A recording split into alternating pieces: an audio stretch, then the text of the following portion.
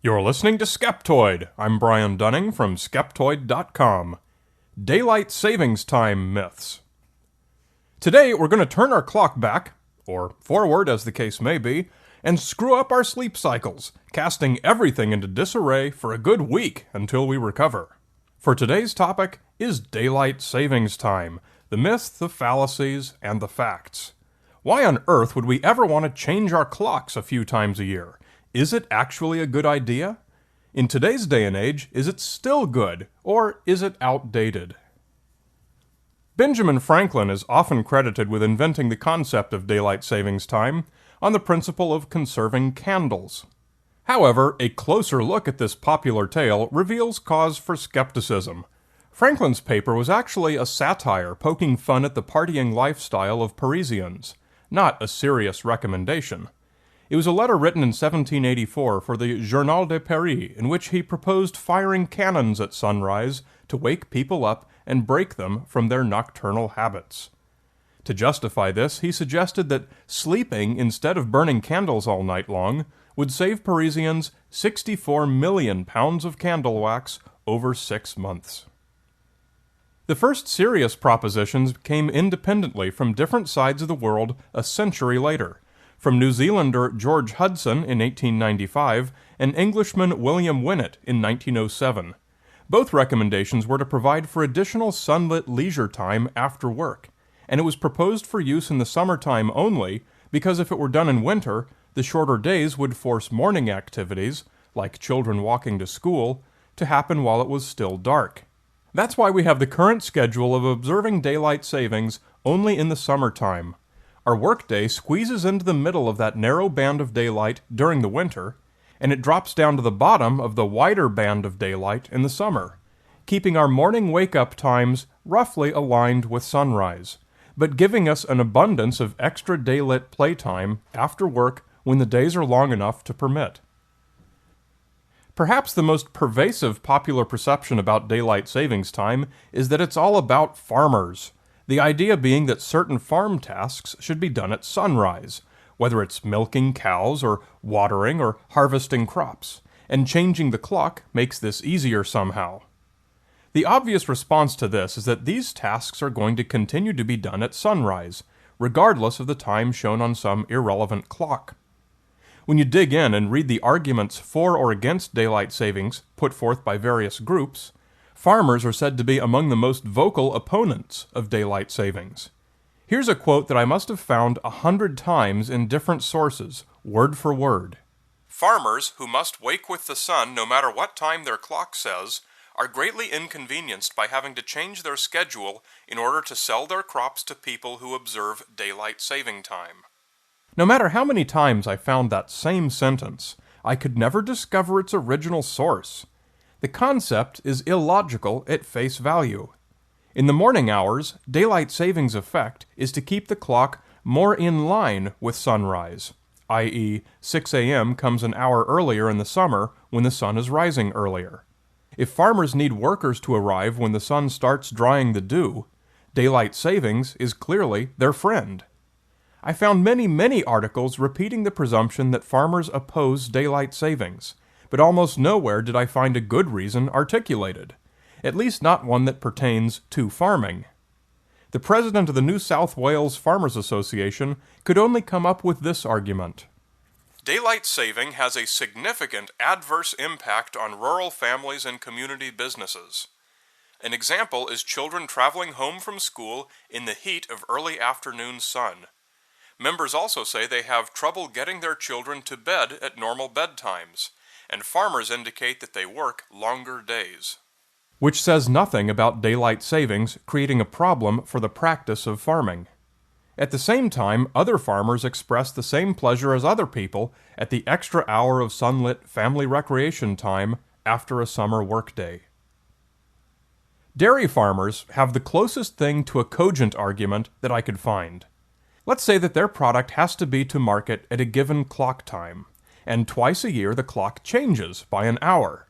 This forces the cows to be milked at a 23 or 25-hour interval, once each year, instead of the 24-hour interval to which they're accustomed. Evidently, this disruption to the cow's schedule is problematic for the cow. If this really is a significant problem for cows, it constitutes one of the only two farm-related arguments against daylight savings that I could dig up. The other is not unique to farms and has to do with moving heavy equipment on roads in the early morning. Many such vehicles can only be driven during daylight, and many of the rest shouldn't be operated in darkness for safety reasons. When daylight savings drops the working man's start time down closer to sunrise during the summer, this problem is prolonged for more of the year.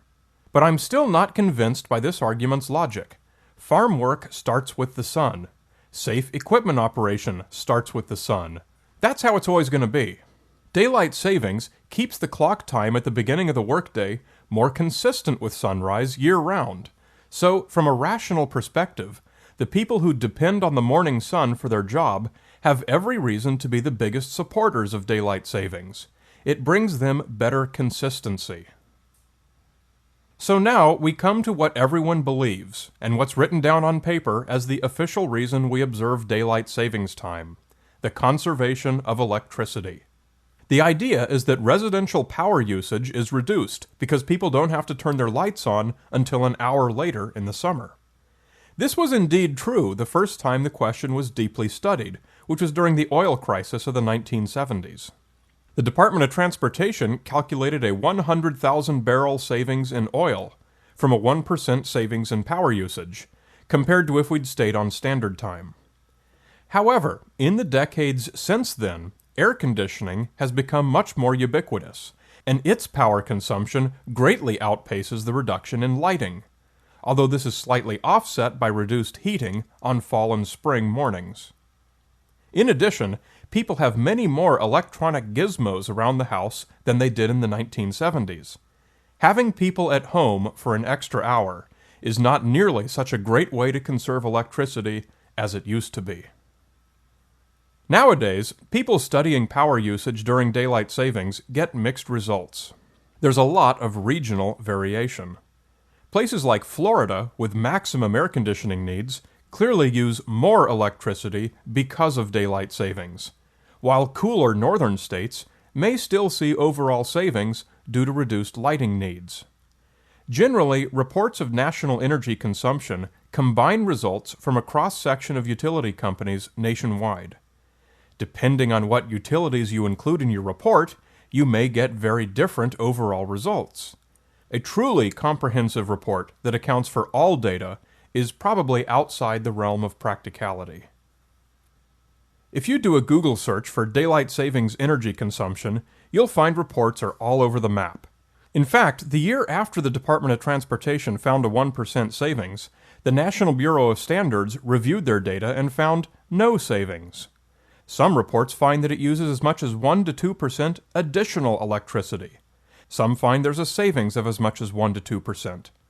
Most fall within the statistical margin of error. The one statement I'd feel comfortable making with authority is that any possible energy savings that may be derived from daylight savings time is statistically insignificant. There's one powerful reason that daylight savings is probably here to stay, and it has nothing to do with farms or electricity or road safety. Strong reasons usually have to do with money. Not money that you send to your utility company, but money that you hand over at the cash register. During the warm summer months, when it's possible to do so in comfort, people like to be out and about in the evening. They like to go out for dinner, drinks, or a movie, or wander through stores and galleries. They also like to play golf and tennis. Whenever they do these things, they spend money. Lots of money in the collective. Give them an extra hour to recreate in the summer, and they spend even more money. In 1986, an extra month of daylight savings was added to the calendar, and representatives of various recreational industries appeared in front of Congress to testify about the effect it had on their bottom lines. The golf industry is said to have benefited by an additional $200 million, just from that one additional month. And the barbecue industry is said to have sold an additional $100 million in barbecues and charcoal briquettes. The additional extension in 2007 into November was supported strongly by the candy industry, who can sell a lot more Halloween candy when kids can spend an extra hour trick-or-treating before bedtime. There's even a certain lobby out there that points to the environmental impact of this extra hour of shopping, dining, and golf. One paper from UC Santa Barbara calculated the cost of the resulting pollution as several $1,000,000 per year. Whatever your particular fancy, you can probably find someone who's written a paper saying that daylight savings is good or bad for it.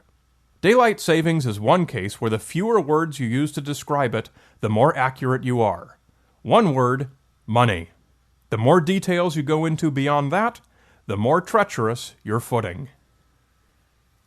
Any thoughts about this or any other Skeptoid episode? I'd love to hear from you. Come to Skeptoid.com and tell us about it.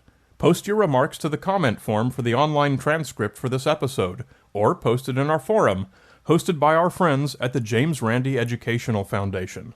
Or discuss it live on the SkepTalk email discussion list. You're listening to Skeptoid. I'm Brian Dunning from Skeptoid.com.